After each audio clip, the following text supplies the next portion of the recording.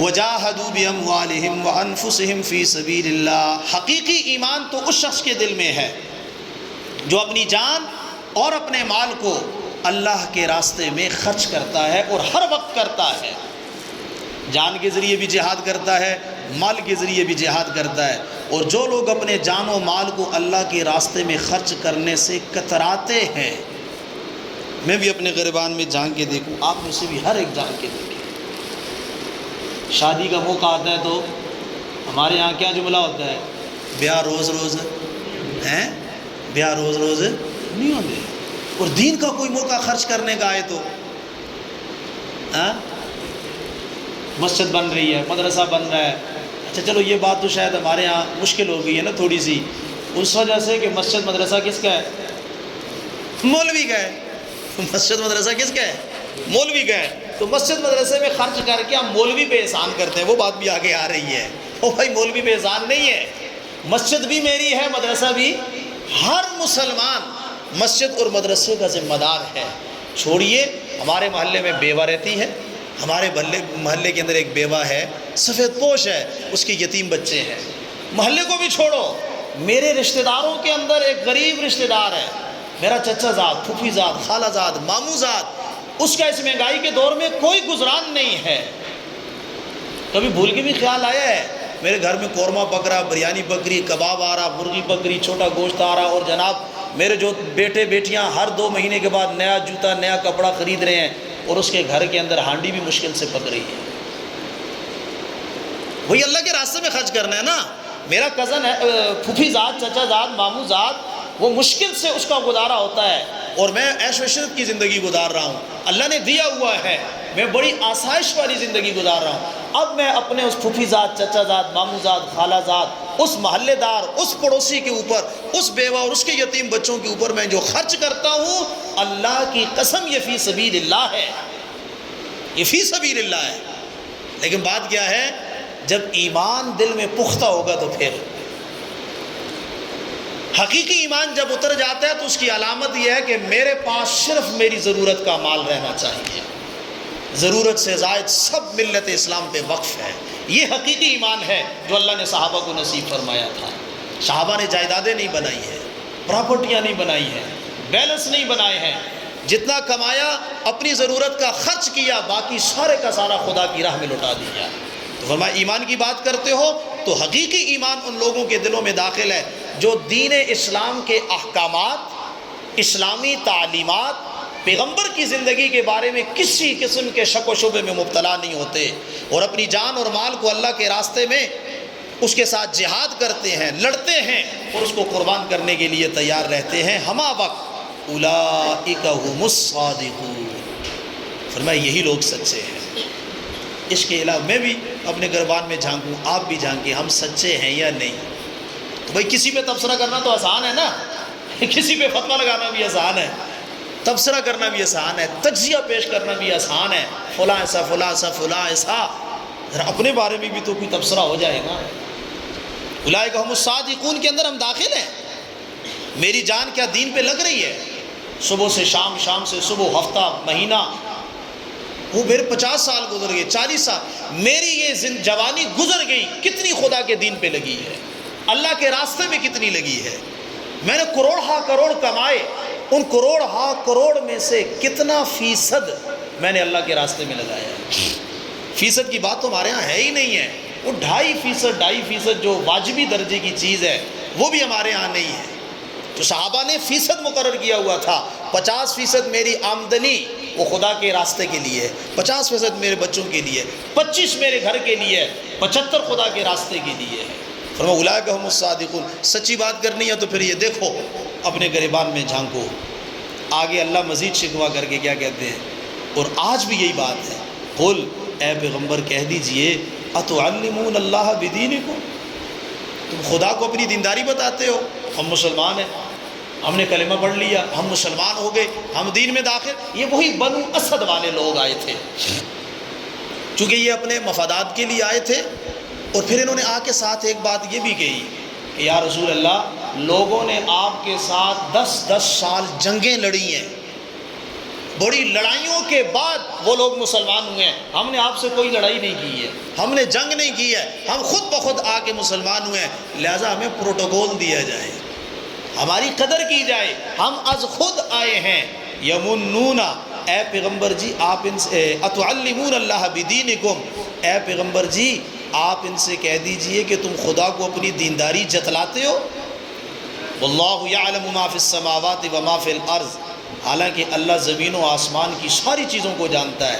تو اگر تم اپنے دعوے میں سچے ہو تو جس کا دین قبول کیا ہے اس کو پہلے سے پتہ ہے, پھر تمہیں تشہیری مہم چلانے کی ضرورت نہیں ہے, پھر تمہیں اعلانات کرنے کی ضرورت نہیں ہے. جی ہم مسلمان ہیں, ہم کلمہ پڑھتے ہیں, ہم نے دین کو قبول کیا ہے, ہم بھی دین کو سمجھتے ہیں.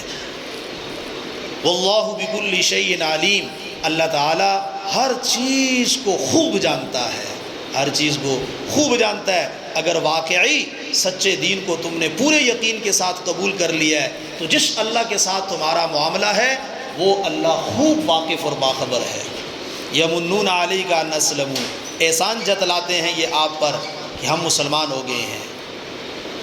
قل, اے پیغمبر کہہ دیجئے, لا تمنوا علی اسلامکم, میرے اوپر اپنے اسلام لانے کا احسان نہ رکھو.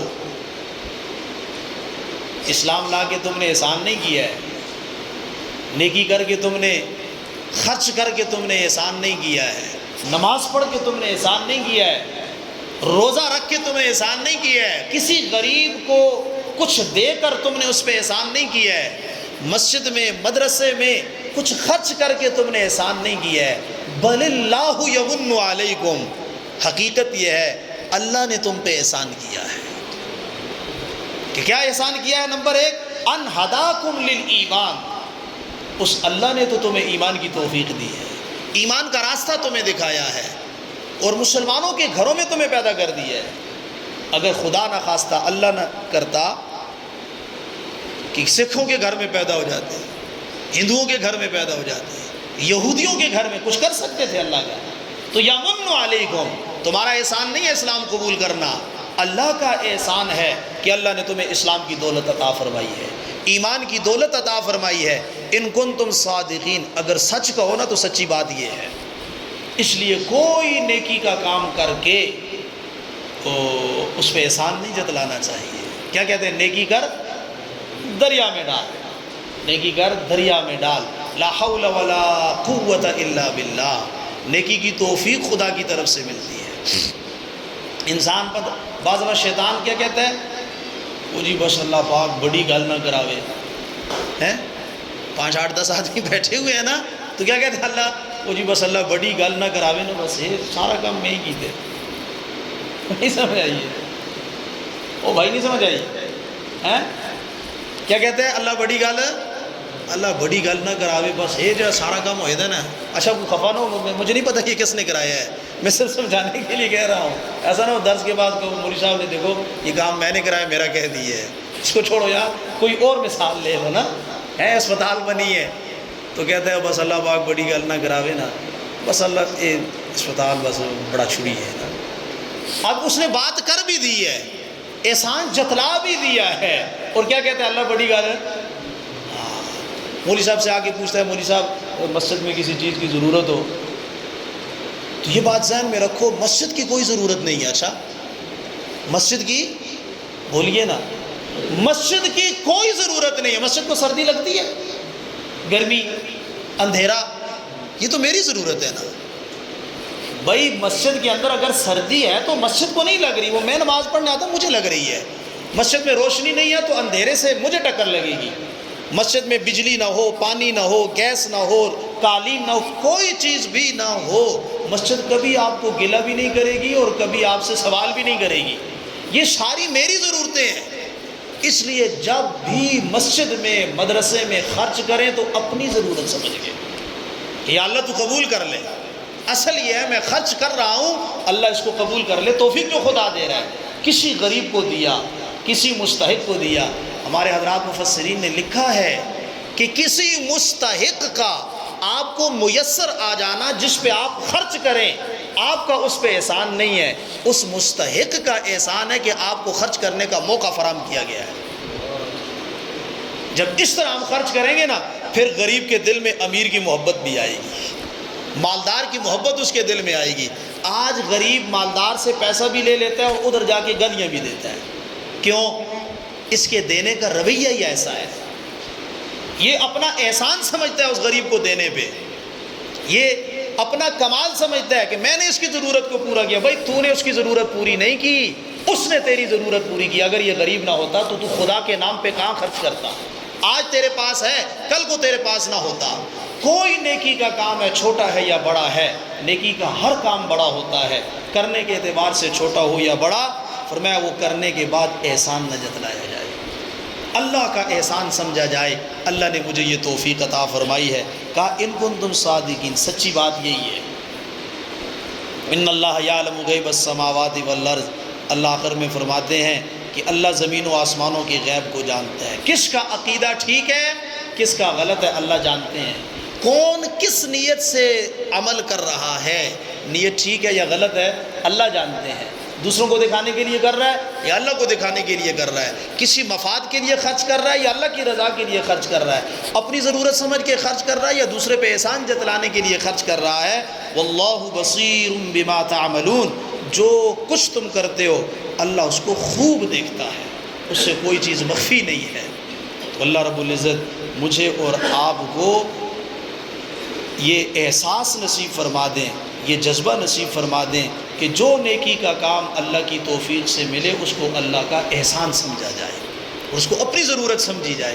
اور یہ جتنی صفات اس صورت کے اندر بیان ہوئی ہیں، معاشرتی اعتبار سے ان تمام صفات جو اختیار کرنے کی ہیں ہم ان کو اختیار کریں، جو بچنے کی ہیں ہم ان سے اپنے آپ کو بچائیں۔ نیت کرتے ہیں نا انشاءاللہ غیبت کی مجلس سے بچیں گے، تبصرہ کرنا چھوڑ دیں، تجزیہ کرنا چھوڑ دیں کسی کے بارے میں، بس اپنی فکر میں۔ یہ وہ دور ہے میرے دوستو جس کے بارے میں حضور علیہ السلام نے فرمایا ایک وقت آئے گا کہ ہاتھ کے اندر جلتا انگارہ پکڑنا آسان ہوگا، اپنے ایمان عمل کی حفاظت مشکل ہوگی۔ یہ آسان ہوگا کہ جلتا انگارہ آدمی پکڑ لے، تو اس صورت میں کیا ہے، آدمی اپنی فکر کرے، میرے اندر یہ صفات پیدا ہو جائے، میرے بچوں کے اندر پیدا ہو جائے، میرے گھر والوں میں، محلے میں، بستی میں، پھر جتنا اللہ اس کو دائرہ کار عطا فرمائے تو ان صفات کو اختیار کرنا، پھر تو اس کے پڑھنے کا حقیقی معنوں میں مجھے اور آپ کو فائدہ ہے، باقی پھر صرف ثواب ہی ہے۔ تو ثواب گھر میں بیٹھ کے بھی تلاوت ہو سکتی ہے، تو نیت کرتے ہیں نا انشاءاللہ ہم سے، ہماری زبانوں سے، ہمارے ہاتھوں سے، پاؤں سے، ہمارے اشاروں سے کسی مسلمان بھائی کو تکلیف نہیں پہنچے گی انشاءاللہ۔ اللہ مجھے آپ کو عمل کی توفیق نصیب فرمائے۔ اللہم لک الحمد کما ینبغی لجلال وجہک، اللہم لک الحمد انت قیم السماوات والارض وما فیہن، جزا اللہ عنا محمدا ما هو اہلہ صلی اللہ تعالی علیہ وسلم۔ یا اللہ ہم سب کا یہ مل بیٹھنا، قرآن پاک کا سننا سنانا یا اللہ اپنی جناب میں قبول فرما۔ یا اللہ تو اس کی برکت سے ہم سب کے سابقہ سارے گناہوں کو معاف فرما۔ یا اللہ ہم توبہ کرتے ہیں تو ہمیں معاف فرما، آئندہ ہر قسم کے گناہ، ناجائز، حرام، غلط کام سے، گناہ کے کاموں سے بچنے کی توفیق نصیب فرما۔ ہر مسلمان کے ساتھ خیرخواہی نصیب فرما، کسی مسلمان کی بدخواہی سے ہم سب کی حفاظت فرما، ہم سب کو مسلمانوں کو اذیت اور تکلیف پہنچانے سے محفوظ فرما۔ یا اللہ وہ عالی صفات جو آپ نے اپنے پیغمبر کو دے کر بھیجا، اے اللہ تو ہمیں وہ عالی صفات اختیار کرنے کی توفیق نصیب فرما۔ غیبت سے، چغلی سے، مسلمان کو بے عزت اور ذلیل کرنے سے، گالم گلوچ سے، مسلمان کو حقیر اور گھٹیا سمجھنے سے، اس پہ تہمت اور الزام لگانے سے، نام بگاڑنے سے، اے اللہ تو ہماری حفاظت فرما۔ اے اللہ ہمیں تکبر سے، بڑائی سے، اپنے آپ کو بڑا سمجھنے سے یا اللہ تو ہماری حفاظت فرما۔ ہر مسلمان کو اپنے سے بڑھیا اور اعلیٰ سمجھنے کی توفیق نصیب فرما۔ یا اللہ اپنی جان، مال، عزت، آبرو، ہماری استعدادوں اور صلاحیتوں کو اے اللہ تو اپنے دین کے لیے قبول فرما، اسلام کے لیے قبول فرما، مسلمانوں کی خدمت کے لیے قبول فرما، اسلام اور اہل اسلام کی خدمت کے لیے قبول فرما۔ ہمیں یہ جذبہ نصیب فرما، ہماری جان، مال، عزت، آبرو، استعدادیں، صلاحیتیں دنیا کی گندگیوں اور غلاظتوں کے اندر اے اللہ برباد ہونے سے محفوظ فرما۔ ہمارے نوجوانوں کی استعدادوں، صلاحیتوں کو دنیا کی گندگی اور غلاظت کے اندر تباہ و برباد ہونے سے محفوظ فرما۔ امت مسلمہ کا، ملت اسلامیہ کا صحیح اور اے اللہ صالح فرد بننے کی توفیق نصیب فرما۔ اے اللہ جو قرآن پاک کی سورہ حجرات اے اللہ ہم نے سنی سنائی پڑھی پڑھائی، اے اللہ ہمیں اپنی زندگیوں میں اس کو نافذ کرنے کی توفیق نصیب فرما۔ اے اللہ محض معلومات کے لیے، برائے معلومات کے لیے قرآن پڑھنے سے ہماری حفاظت فرما۔ یا اللہ عمل کی نیت سے قرآن پڑھنے اور سیکھنے کی توفیق نصیب فرما۔ جتنے بیمار ہیں اللہ سب کو شفا نصیب فرما، جسمانی روحانی ظاہری باطنی بیماریاں دور فرما، عافیت خیر فضل کرم والا معاملہ فرما۔ ربنا تقبل منا انک انت السمیع العلیم وتب علینا انک انت التواب الرحیم، وصلی اللہ تعالی علی خیر خلقہ محمد وآلہ وصحبہ اجمعین، آمین برحمتہ۔